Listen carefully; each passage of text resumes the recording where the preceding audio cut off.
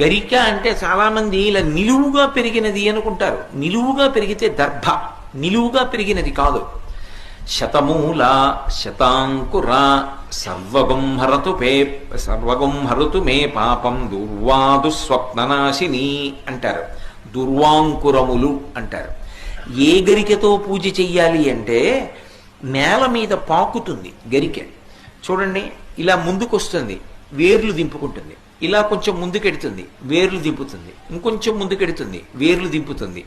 మీరు ఒక ఒడ్డున పట్టుకుని ఇలా పైకి ఎత్తారనుకోండి, పక్కపక్కనే వేర్లకి మట్టితో తీగలా పైకి లేస్తుంది.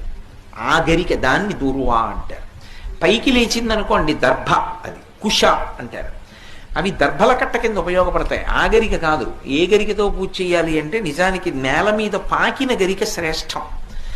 అది ఎందుచేత అంటే